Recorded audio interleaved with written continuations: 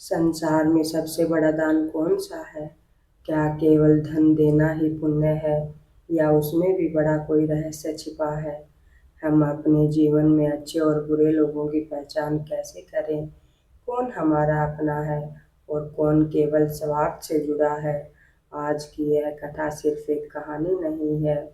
यह कथा बताएगी कि कैसे एक छोटा सा दान मृत्यु को भी टाल सकता है और कैसे एक सच्चा आशीर्वाद भाग्य की रेखाओं को बदल देता है।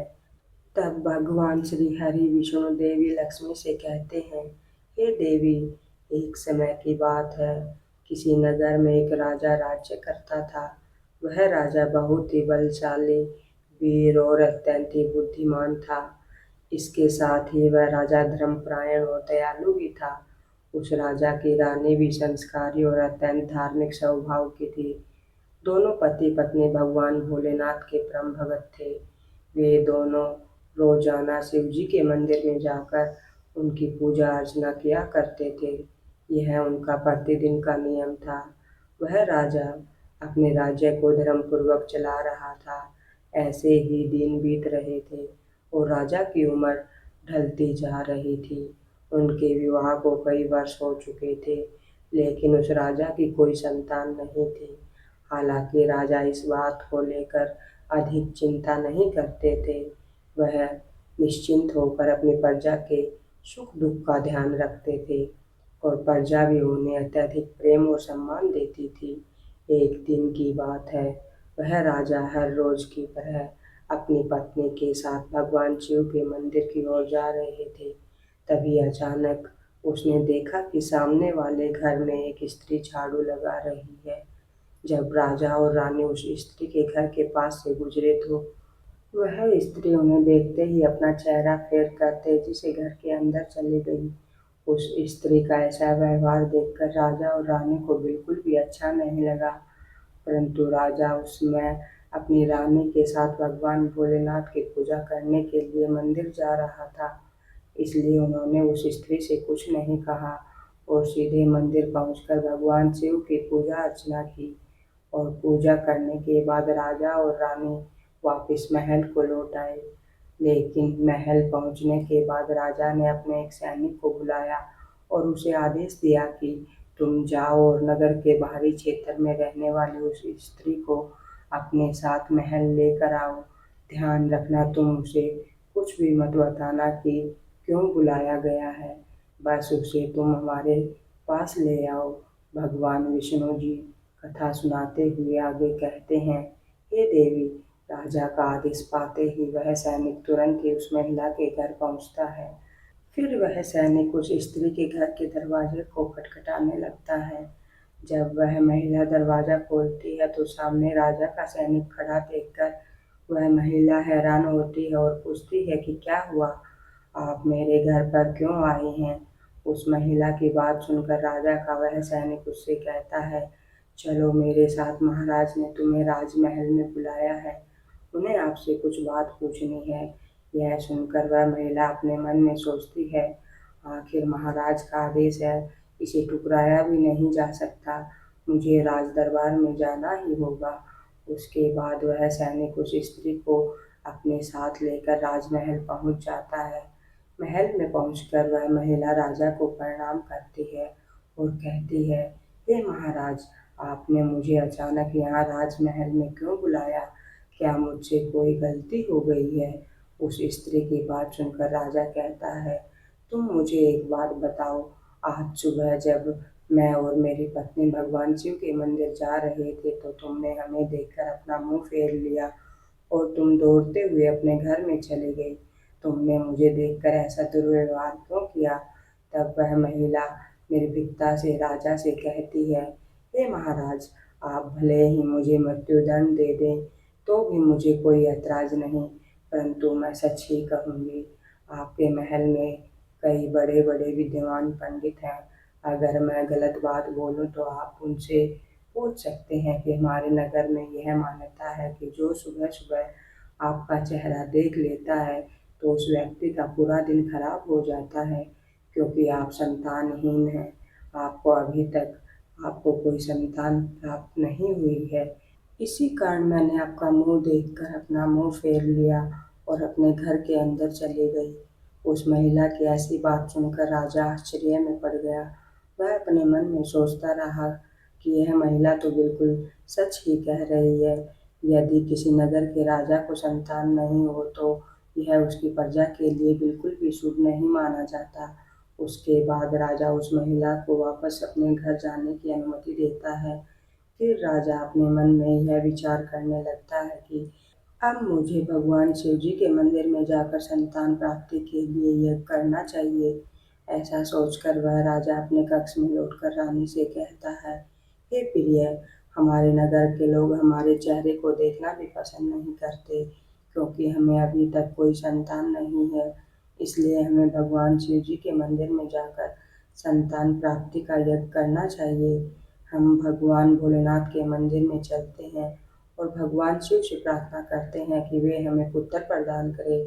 राजा की बात सुनकर रानी भी उनकी बात मान लेती है। फिर राजा और रानी दोनों भगवान शिव के मंदिर पहुंचते हैं और भगवान शिव जी की पूजा करके संतान प्राप्ति के लिए यज्ञ का आयोजन करते हैं। भगवान विष्णु कथा सुनाते हुए आगे कहते हैं, हे देवी, पुत्र प्राप्ति के लिए राजा और रानी ने यज्ञ का आयोजन किया, लेकिन यज्ञ संपन्न होने के बाद भी उन्हें संतान की प्राप्ति नहीं हुई। यज्ञ के निष्फल होने से राजा अत्यंत दुखी हो गए। यज्ञ का आयोजन करने वाले पंडित जी भी सोच में पड़ गए। पंडित जी ने मन ही मन सोचा, अब तो मैंने जितने भी यज्ञ किए उनमें से कोई यज्ञ आज तक विफल नहीं हुआ। ऐसा मालूम होता है कि ईश्वर ने इस राजा के भाग्य में संतान का योग नहीं लिखा है। इसलिए संतान प्राप्ति का यज्ञ करने के बाद भी उसे संतान की प्राप्ति नहीं हुई। राजा हर संभव प्रयास करके थक गया था और अब वह गहरी निराशा में डूबता रहता था। वह दिन रात संतान की कमी के बारे में सोचता और चिंता में खोया रहता था। एक दिन सिंहासन पर बैठे बैठे राजा को अचानक एक बात याद आती है कि दूसरे नगर के वन में एक महात्मा निवास करते हैं, जिनकी ख्याति दूर दूर तक फैली हुई है। राजा के मन में विचार आता है कि शायद उन महात्मा के पास मेरे इस कष्ट का कोई ना कोई समाधान जरूर होगा। मैं उनके पास जाऊं तो संभवतः वे मुझे पुत्र प्राप्ति का कोई उपाय बता सकते हैं। मुझे उनके पास जाना चाहिए। अपने मन में यह निर्णय लेकर राजा तुरंत अपनी रानी के साथ एक रथ में बैठकर महात्मा जी के दर्शन के लिए दूसरे वन की ओर प्रस्थान करते हैं। कुछ समय के बाद वे दोनों वन में पहुंच जाते हैं। रथ से उतरकर राजा और रानी दोनों जंगल के भीतर जाने लगे। ऊंचे नीचे रास्तों से गुजरते हुए वे महात्मा के आश्रम में पहुंचे। भगवान विष्णु जी कथा सुनाते हुए आगे कहते हैं, हे देवी। फिर राजा और रानी वन के भीतर महात्मा जी की कुटिया के पास पहुंच जाते हैं। वहां वे देखते हैं कि महात्मा जी एक विशाल वृक्ष के नीचे ध्यान मग्न होकर साधना में लीन है। यह दृश्य देखकर राजा और रानी कुछ देर तक खामोशी के साथ खड़े रहते हैं, ताकि महात्मा जी की साधना में कोई विघ्न न आ जाए। दोनों हाथ जोड़कर विनम्रतापूर्वक महात्मा जी के सामने खड़े रहते हैं। कुछ समय के बाद महात्मा जी अपनी साधना से बाहर आते हैं और अपनी आंखें खोलते हैं। तब वे देखते हैं कि राजा और रानी उनके सामने अपने दोनों हाथों को जोड़कर खड़े हुए हैं। वे महात्मा जी उस राजा को अच्छी तरह से जानते थे, इसलिए वे राजा को देखते ही पहचान गए और राजा से मुस्कुराते हुए कहते हैं, हे राजन, आज आप यूं अचानक से हमारे पास किस प्रयोजन के लिए पधारे हैं? तब राजा ने नम्रता से महात्मा जी को प्रणाम किया और अपनी व्यथा महात्मा जी को कह डाली। उसने बताया कि कैसे उन्होंने पुत्र प्राप्ति के लिए यज्ञ किया, परंतु सभी व्यर्थ गए। यह सब सुनने के बाद महात्मा जी कुछ क्षणों के लिए मौन हो गए और अपनी आंखें बंद कर ली। वे ध्यान मगन होकर राजा के जीवन की घटनाओं का आंतरिक दृष्टि से अवलोकन करने लगे। कुछ समय बाद महात्मा जी ने अपनी आंखें खोली और गंभीर स्वर में बोले, हे राजन, मैंने आपके जीवन का एक ऐसा सत्य देखा है जिसे सुनकर आपको कष्ट हो सकता है।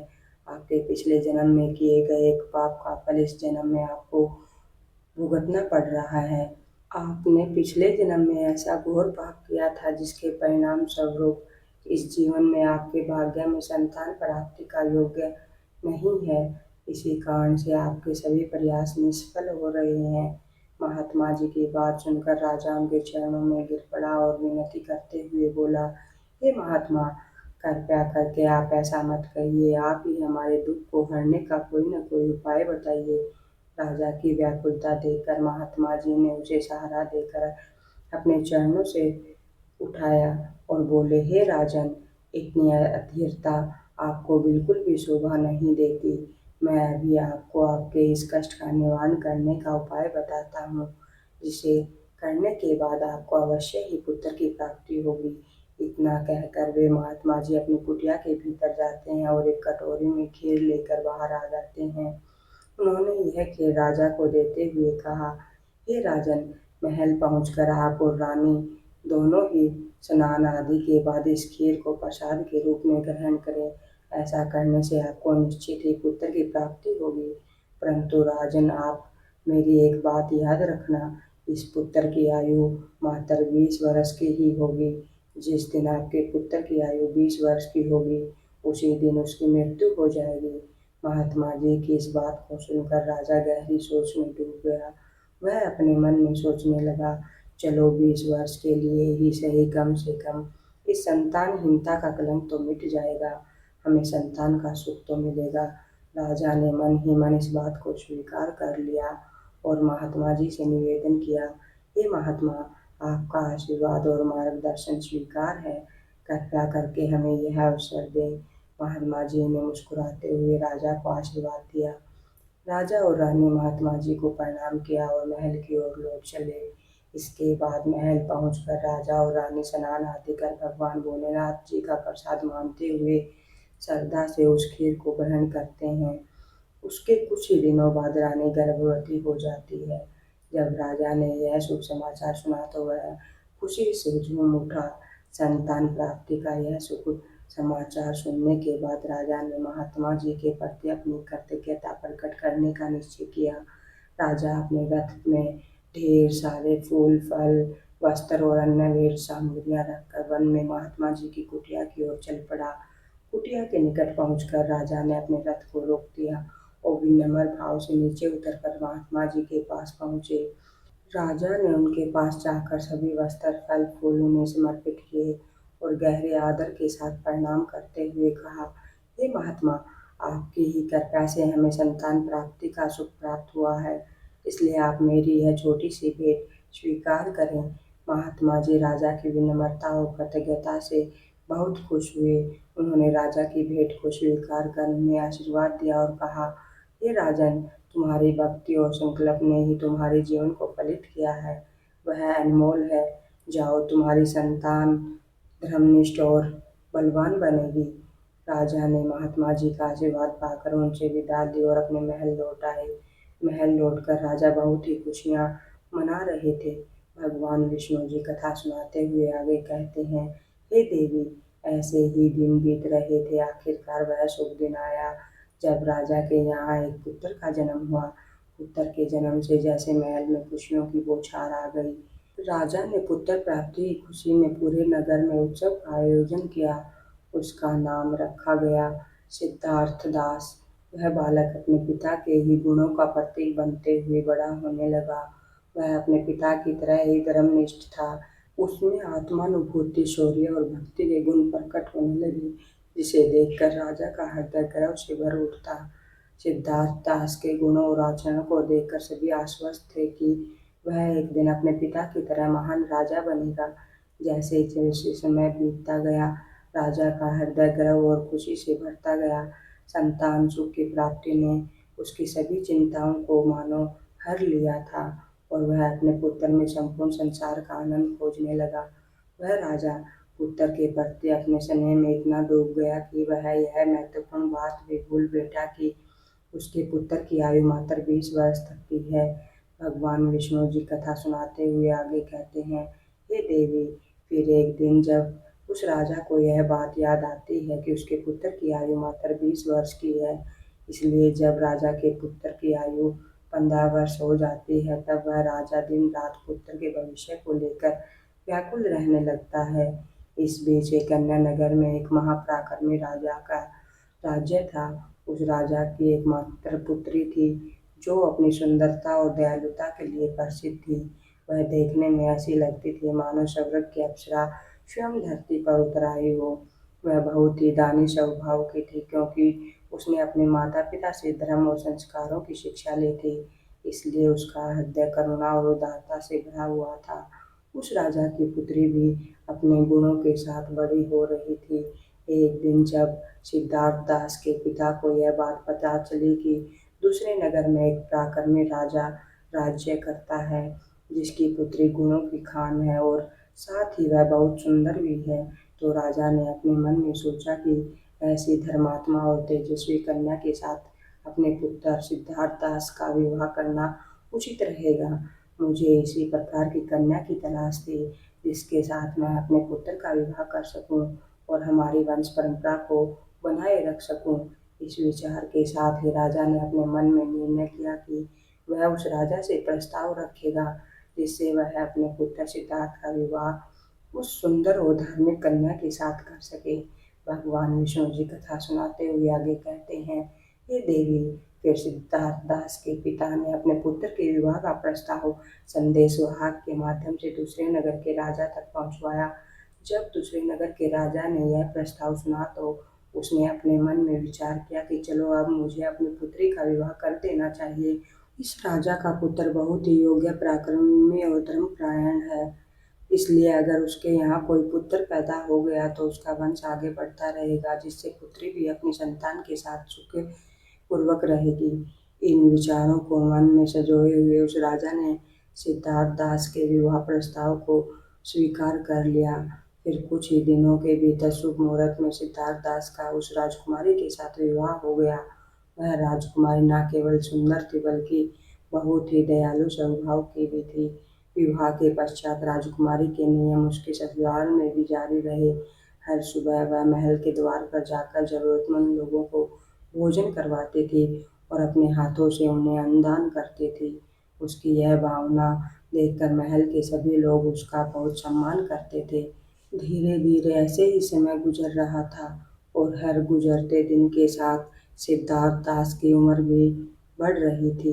राजा और रानी इस बात को लेकर मन ही मन बहुत चिंतित रहते थे कि उनका पुत्र अब अपने जीवन के अंतिम समय की ओर बढ़ रहा है। उन्हें महात्मा जी की वही भविष्यवाणी हमेशा याद रहती थी। सिद्धार्थ दास की आयु केवल 20 वर्ष ही होगी। इस दुखद सत्य को केवल राजा और रानी ही जानते थे। उन्होंने यह बात किसी और को नहीं बताई थी, ताकि महल में कोई चिंता का माहौल न बने। जैसे जैसे सिद्धार्थ दास की आयु 20 वर्ष की ओर बढ़ती जा रही थी, राजा और रानी के दिल की धड़कनें तेज हो जाती थी। अपने पुत्र के प्रति उनका प्रेम और मोह इतना अधिक था कि वे चाहकर भी इस चिंता से मुक्त नहीं हो पाते थे। फिर वह दिन भी आ जाता है जब सिद्धार्थ दास के जीवन के मात्र 3 दिन शेष रह जाते हैं। राजा और रानी का दिल भारी हो जाता है। राजा बार बार अपने मन में सोचने लगा कि अब मैं क्या करूं? मेरा पुत्र 3 दिन बाद मुझसे हमेशा के लिए दूर हो जाएगा। क्या कोई ऐसा उपाय नहीं है जिससे मैं उसे बचा सकूं? रानी भी इस दुख से भरी थी और हर पल अपने पुत्र के जीवन की कल्पना करती रहती। उनके पुत्र मोह ने उन्हें बीमार और कमजोर बना दिया था। दोनों इतने दुखी थे कि अब उन्होंने भोजन करना भी छोड़ दिया था, परंतु अपनी पीड़ा को उन्होंने किसी के सामने प्रस्तुत नहीं किया। वे नहीं चाहते थे कि महल के लोग उनके पुत्र की मृत्यु की बात सुनकर दुखी हो जाएं और चिंता में पड़ जाएं। फिर वह आखिरी दिन भी आ जाता है, जिस दिन सिद्धार्थ दास की आयु पूरी होनी थी, उसकी मृत्यु होनी थी। फिर उस दिन जैसे ही सुबह हुई, राजा और रानी अपनी चिंता और दुख से व्याकुल होकर भगवान भोलेनाथ के मंदिर में बैठकर उनकी पूजा अर्चना में लग गए। वे दोनों भगवान भोलेनाथ से प्रार्थना करते हुए कहने लगे, हे प्रभु, आप कृपया करके हमें पुत्र की मृत्यु होने के दुख को सहन करने की शक्ति दीजिए। हम जानते हैं कि जो भी किसी के भाग्य में लिखा होता है उसे कोई बदल नहीं सकता, वह होकर ही रहता है, परंतु हमारे लिए यह समय बहुत ही कठोर है। उधर राजकुमार सिद्धार्थ दास की पत्नी अपने दैनिक धर्म कर्म के कार्यों में लगी हुई थी। हर दिन की तरह वह भूखे गरीबों और निर्धनों को भोजन करा रही थी, पक्षियों को दाना डाल रही थी और जरूरतमंदों की मदद में लगी हुई थी। उसे अपने पति की आयु के बारे में कुछ भी पता नहीं था, इसलिए वह निश्चिंत होकर अपने कार्यों में मगन थी। इसी बीच यमलोक में धर्मराज जी ने देखा कि आज राजकुमार सिद्धार्थ दास की मृत्यु का दिन है, तो उन्होंने तुरंत ही अपने 2 प्रमुख दूतों को बुलाया और उन्हें आदेश दिया कि जाओ, अब वो से कुछ समय बाद राजकुमार सिद्धार्थ के प्राण उसके शरीर से निकालकर अपने साथ यमलोक ले आओ, परंतु ध्यान रहे कि उसकी मृत्यु एक विशेष कारण से होनी चाहिए। उसकी मृत्यु पीछे से ठोकर मारने से ही होनी चाहिए। जब वह सांड राजकुमार सिद्धार्थ दास को पीछे से ठोकर मारेगा, तभी उसके प्राण हमारे पास आ सकेंगे। इसके लिए तुम दोनों एक सांड के पास जाकर उसे राजकुमार सिद्धार्थ दास की मृत्यु के लिए प्रेरित करो। धर्मराज के आदेश अनुसार वे दोनों दूत यमलोक से धरती पर जाने के लिए तैयार हो गए। भगवान विष्णु जी माता लक्ष्मी से कहती है, हे देवी, वे दोनों यमदूत राजकुमार सिद्धार्थ दास के प्राण लेने के लिए आकाश मार्ग से होते हुए पृथ्वीलोक पहुंच जाते हैं। दूसरी ओर धर्मराज की माया के प्रभाव से एक सांड ने अपने मन में सोचा कि आज मुझे राजमहल के सुंदर बगीचे में प्रवेश करना चाहिए और वहां घूमना चाहिए। मुझे देखना चाहिए कि राजमहल का बगीचा कैसा है। फिर बिना किसी रुकावट के वह सांड धीरे धीरे चलते हुए महल के बगीचे में जा पहुंचा। संयोग से यह वही बगीचा था जहां राजकुमार सिद्धार्थ दास प्रतिदिन टहलने के लिए आते थे। धर्मराज की माया से प्रेरित वह सांड जैसे ही बगीचे में प्रवेश करता है, तो वहां जाकर वह घास चरने और इधर उधर घूमने लगता है। उसी समय धर्मराज के 2 दूत राजमहल के बगीचे के द्वार के पास खड़े हो जाते हैं। वे दोनों बगीचे के भीतर की गतिविधियों पर नजर बनाए रखते हैं। कुछ समय बाद राजकुमार सिद्धार्थ दास उस बगीचे में टहलने के लिए आता है। राजकुमार सिद्धार्थ दास को सांड के वहां होने का एहसास नहीं था और वह अपने विचारों में खोए हुए बगीचे में टहलने लगता है। तब वे दोनों यमदूत अपने मन में सोचते हैं, बस अब थोड़ी ही देर में राजकुमार सिद्धार्थ दास की आयु समाप्त होने का समय निकट आ जाएगा। हमें इंतजार है उस पल का जब यह सांड राजकुमार को ठोकर मारेगा, तब हम उसके प्राण लेकर यमलोक लौट जाएंगे। तब वे दोनों दूत यह विचार कर रहे थे कि तभी क्या होता है कि एक अन्य नगर में एक निर्धन ब्राह्मण रहता था। उस ब्राह्मण की एक पुत्री थी, जिसका समय रहते उसने विवाह कर दिया था, लेकिन दुर्भाग्य से उसकी बेटी का पति एक दुष्ट प्रवृत्ति का व्यक्ति था, जो बहुत ही मदिरा पान करता था, जुआ खेलता था और प्राय स्त्रियों के साथ संबंध बनाता था। यही नहीं, वह अपनी पत्नी को नशे में होकर अक्सर मारपीट भी करता रहता था, उसे घर से निकालना चाहता था। उसकी इसी आदतों के कारण गरीब ब्राह्मण की बेटी बहुत दुखी और पीड़ित रहने लगी थी। लेकिन वह गरीब ब्राह्मण की बेटी जब अपने पति के साथ कुछ समय तक रही, तब एक दिन वह गर्भवती हो जाती है। इसलिए एक दिन वह अपने पति की मारपीट से तंग आकर अपने मायके में आ जाती है। वह आंसुओं से भरी आंखों के साथ अपने पिता से कहती है, पिताजी, आज के बाद मैं अपने पति के साथ नहीं रह सकती, क्योंकि वह मुझे रोज मारता पीटता है और बुरी तरह से अपमानित करता है। मैं उसके इस व्यवहार से बहुत तंग आ चुकी हूँ, उसको छोड़कर मायके चली आई हूँ। मुझे क्षमा कर दीजिए, पर अब मैं अपने मायके में ही रहना चाहती हूँ। उसका पिता अब बहुत बूढ़ा हो चुका था और उसकी कमाई का कोई ठोस साधन भी नहीं था, जिसके कारण उसे प्रतिदिन नगर के विभिन्न घरों में जाकर भिक्षा मांगनी पड़ती थी, ताकि वह किसी प्रकार अपने और अपने परिवार का पेट भर सके। भगवान विष्णु जी कथा सुनाते हुए आगे कहते हैं, हे देवी, जब उसकी बेटी का गर्भकाल पूरा हुआ, तो उसने एक सुंदर पुत्र को जन्म दिया, लेकिन जन्म देने के बाद उसे बहुत तेज भूख लगने लगी। उसे भोजन की आवश्यकता थी। प्रसव के बाद भूख कई गुना बढ़ जाती है, इसलिए वह अपने पिता से भोजन मांगने लगी। दुर्भाग्यवश उसके पिता सुबह से ही भिक्षा के लिए नगर नगर गए हुए थे, परंतु रोजाना की तरह भिक्षा मांगने के कारण उस दिन किसी ने उन्हें भिक्षा नहीं दी। गरीबी किसी भी मनुष्य के लिए एक सबसे बड़ा अभिशाप है और यह उसके आत्मसम्मान और अस्तित्व के लिए बहुत ही अत्यंत पीड़ादायक भी है। उधर उस गरीब ब्राह्मण को किसी ने भी भोजन नहीं दिया, इसलिए वह खाली हाथ ही घर लौट आया। इधर उसकी पुत्री भूख से बहुत ही व्याकुल हो रही थी। जब वृद्ध ब्राह्मण निराश होकर खाली हाथ घर लौटा, उसकी बेटी ने उसे बिना भोजन के आते देखा तो वह बहुत दुखी होकर रोने लगी। अपने पिता से बोली, पिताजी, अब मुझसे भूख सहन नहीं होती।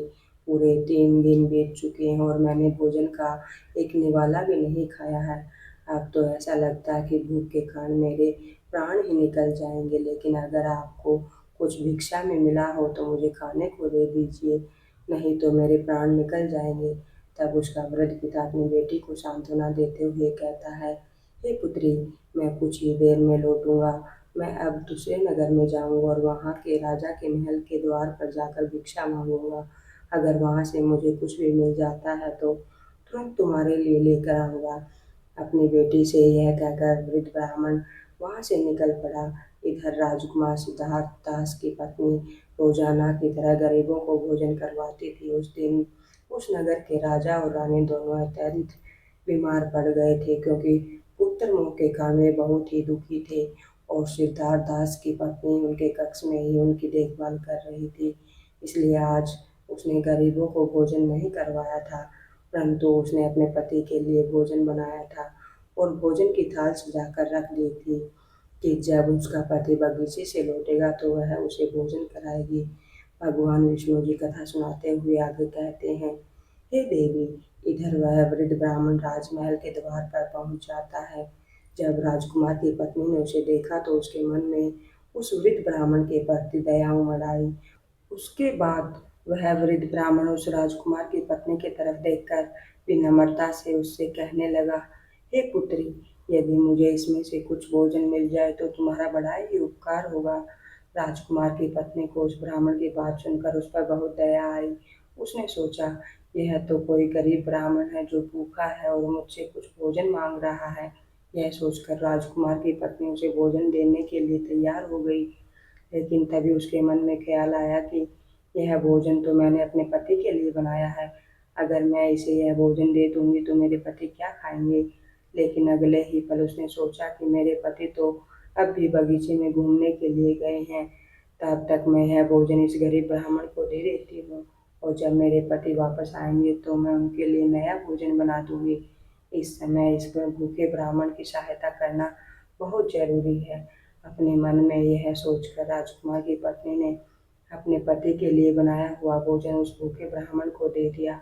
उसके बाद वह ब्राह्मण भोजन की थाली लेकर जल्दी जल्दी अपने नगर की ओर रवाना हो गया और वह भोजन लेकर अपने घर आ गया। उसकी पुत्री 3 दिनों से भूखी थी। उसने 3 दिनों से कुछ भी नहीं खाया था। उसके चेहरे पर भूख की पीड़ा साफ साफ झलक रही थी। उधर राजकुमार सिद्धार्थ दास जो बगीचे में टहलने गया था, अपने कक्ष की ओर वापस लौट रहा था। बगीचे के बाहर खड़े यमदूत राजकुमार के प्राण लेने के लिए तैयार थे और एक सांड भी धर्मराज की माया से प्रेरित होकर वहीं घूम रहा था। वे दोनों यमदूत मन में सोच रहे थे कि बस अब कुछ ही पल बाकी हैं। जैसे ही सांड राजकुमार को पीछे से ठोकर मारेगा, हम राजकुमार के प्राण हर लेंगे और यमलोक लौट जाएंगे। भगवान विष्णु जी कथा सुनाते हुए आगे कहते हैं, हे देवी, इधर वह वृद्ध ब्राह्मण अपने घर पहुंचा और उसने तुरंत अपनी भूखी बेटी को वह भोजन दिया। तो उसकी बेटी उससे कहने लगी, पिताजी, यह भोजन आप कहाँ से लाए हैं। तब वृद्ध ब्राह्मण ने उत्तर देते हुए कहा, पुत्री, यह भोजन मुझे दूसरे नगर की महारानी ने दिया है। उस नगर के राजा के पुत्र वधु बहुत ही दयालु और उदार हृदय की है। उसने मुझ पर दया करके मुझे यह स्वादिष्ट भोजन दिया है। उस भोजन को देखकर उस वृद्ध ब्राह्मण की बेटी की आत्मा से आशीर्वाद निकलने लगा। वह भगवान से प्रार्थना करने लगी, हे भगवान, जिसने भी मेरे पिता को यह भोजन दिया है उसका सुहाग अमर रहे और वह सदा सौभाग्यवती बनी रहे। जैसे ही उसने भोजन करने वाला अपने मुंह में डाला, उसकी आत्मा की तृप्ति हो गई और उसकी आत्मा से सच्चे मन से आशीर्वाद निकलने लगे कि महारानी का पति दीर्घायु और स्वस्थ रहे। इधर राजकुमार सिद्धार्थ दास अपने महल की ओर बढ़ रहा था। बगीचे के बाहर खड़े यमदूत उसकी मृत्यु का बेसब्री से इंतजार कर रहे थे, परंतु जैसे ही राजकुमार बगीचे में उस सांड के सामने पहुंचा तो सांड ने तुरंत उसे पीछे से ठोकर मारने के लिए अपनी ताकत जुटाई। वह अपने सींग से उसे मारने ही वाला था कि अचानक से 2 देवदूत वहां प्रकट हो जाते हैं और अपनी दिव्य शक्ति से उस सांड को बेहोश कर देते हैं। वह सांड हिल भी नहीं पा रहा था। उसमें आगे बढ़ने की बिल्कुल भी क्षमता नहीं बची थी। इस पर वह सांड अपने मन में सोचने लगा कि यह मुझे क्या हो गया है। अभी तो मैं इस राजकुमार को पीछे से ठोकर मारने आया था और अब मैं खुद ही चलने में असमर्थ हूँ। उसकी समझ में नहीं आ रहा था कि यह सब कैसे और क्यों हुआ। भगवान विष्णु जी माता लक्ष्मी से कहते हैं, हे देवी, यह सब उस ब्राह्मण की भूखी बेटी के आशीर्वाद का प्रभाव था जो उसने भोजन करते समय दिया था। उस आशीर्वाद की शक्ति के कारण ही वे देवदूत वहां आकर खड़े हो गए थे। इसके बाद वे देवदूत यमराज के उन दूतों से कहते हैं, हे यमदूतों, तुम इस राजकुमार के प्राण नहीं ले सकते। जिस प्रकार श्राप असर दिखा सकता है उसी प्रकार आशीर्वाद भी फलित हो सकता है। अब राजकुमार और सांड के बीच वे दो देवदूत आशीर्वाद रूपी दीवार बनकर खड़े थे और राजकुमारी का दान मृत्यु के समय को आगे नहीं बढ़ने दे रहा था। फिर वे यमदूत उन देवदूतों से कहते हैं, हे देवदूतों, तुम सभी यहाँ से लौट जाओ और हमें यहाँ हमारा काम करने दो, क्योंकि हमारा उद्देश्य है इस राजकुमार के प्राण लेकर यमलोक लौट जाना। तब देवदूतों ने दृढ़ता से उत्तर दिया, नहीं यमदूतों, ऐसा नहीं हो सकता। हमारे रहते यह असंभव है, क्योंकि हमें स्वयं भगवान शिव जी ने यहाँ भेजा है। दोनों पक्षों के बीच बहस छिड़ गई और फिर यह बहस धीरे धीरे एक युद्ध में बदल गई। देवदूतों की अद्वितीय शक्ति के सामने यमदूत असहाय हो गए और हार मानकर वापस यमलोक लौट गए। यमलोक में पहुंचकर यमदूतों ने यमराज जी से कहा, हे महाराज, हम उस राजकुमार के प्राण नहीं ले पाए। तब यमराज अपने उन दूतों से कहते हैं, यह कैसी विडंबना है, तुम लोग खाली हाथ क्यों वापस लौट आए। यमराज जी की बात सुनकर यमदूत यमराज जी से कहते हैं, हे महाराज, हम उस राजकुमार के प्राणों को लेने के लिए गए थे, लेकिन अचानक से पता नहीं दो देवदूत हमारे सामने आकर खड़े हो गए और उन दोनों के सामने हमारी कोई भी शक्ति काम नहीं कर पाई। यमराज यह सुनकर सोच में पड़ गए और बोले, ऐसी कौन सी बड़ी शक्ति है जो उस राजकुमार की मृत्यु के मार्ग में बाधा बन रही थी। फिर वे यमदूत यमराज जी से कहते हैं, हे महाराज, एक तो उसके दान की शक्ति और आशीर्वाद की शक्ति जिसने देवदूतों को और भी शक्तिशाली बना दिया है। तब यमराज जी अपने दूतों से कहते हैं, लगता है यह कार्य तुमसे नहीं हो पाएगा। तुम लोग रहने दो, मुझे स्वयं पृथ्वीलोक पर जाकर उस राजकुमार के प्राण लेने होंगे। भगवान विष्णु जी कथा सुनाते हुए कहते हैं, हे देवी, अपने दूतों से इतना कहकर यमराज जी स्वयं पृथ्वीलोक पर पहुंच जाते हैं और वहां उन देवदूतों से यमराज जी कहते हैं, हे देवदूतों, क्या तुम लोग नहीं जानते कि विधि का विधान टल नहीं सकता। जब किसी की आयु पूरी हो जाती है तो उसे यमलोक जाना ही होता है और इस राजकुमार की आयु अब पूर्ण हो चुकी है, इसलिए मैं इसके प्राण लेने आया हूँ। तब देवदूतों ने यमराज से कहा, हे प्रभु, आप हमें बताइए कि ब्रह्मा जी और विष्णु जी तक को भी श्राप का प्रभाव सहना पड़ा था। यदि श्राप का मान रखा जा सकता है तो क्या आशीर्वाद का मान नहीं रखा जा सकता। इस राजकुमार को भूखे को भोजन देने का आशीर्वाद प्राप्त है। उन देवदूतों की बात सुनकर यमराज जी उन देवदूतों से कहते हैं, आप लोग सत्य कह रहे हैं, परंतु अब मुझे क्या करना होगा। तब वे देवदूत यमराज जी से कहते हैं, हे प्रभु, आप इस राजकुमार की आयु 100 वर्ष कर दीजिए। इसके बाद ही आप इस राजकुमार के प्राण लेने के लिए पधार सकते हैं और यही भगवान शिव का भी आदेश है। उन देवदूतों की बात मानकर यमराज जी ने राजकुमार सिद्धार्थ दास की आयु 100 वर्ष कर दी और वापस यमलोक लौट गए। भगवान विष्णु जी कहते हैं, हे देवी, इस प्रकार एक भूखे को भोजन देने के पुण्य के कारण उस राजकुमार की मृत्यु टल गई और उसकी आयु में बढ़ोतरी हुई। इसी कारण कहा जाता है कि अन्नदान सबसे बड़ा दान है। किसी भूखे को दिया गया अन्न अश्वमेध यज्ञ के फल के बराबर होता है। भगवान विष्णु जी माता लक्ष्मी से कहते हैं, हे देवी, अब तो आपके सभी प्रश्नों के उत्तर आपको मिल गए होंगे। तब माता लक्ष्मी जी भगवान श्री हरि विष्णु जी से कहती है, प्रभु, आज आपने मुझे उत्तम ज्ञान प्रदान किया है और मेरे सभी प्रश्नों का समाधान भी कर दिया है, इसलिए मैं आपको विश्वास दिलाती हूँ कि इस कथा का विस्तार समस्त संसार में अवश्य करूँगी। इस कथा से हमें सीख मिलती है कि संसार में सबसे बड़ा दान अन्नदान है, क्योंकि जब आप किसी भूखे को भोजन देते हैं तो आप केवल उसका पेट नहीं भरते, बल्कि उसकी आत्मा से निकला हुआ आशीर्वाद आपके जीवन की दिशा बदल सकता है। श्राप में जितनी शक्ति होती है, उतनी ही शक्ति एक सच्चे दिल से दिए गए आशीर्वाद में भी होती है। और बुरे लोगों की पहचान जो दूसरों के दुख को देखकर भी मौन रहे, जो केवल अपने स्वार्थ में डूबा रहे, वही वास्तव में बुरे होते हैं। इसलिए जीवन में हमेशा दया, करुणा और सेवा को अपनाइए, क्योंकि यही सच्चा धर्म और यही सच्चा पुण्य है। अगर वीडियो अच्छी लगी हो तो वीडियो को लाइक करें, शेयर करें, चैनल को सब्सक्राइब करना ना भूलें। जय श्री हरि कृष्ण, राधे राधे।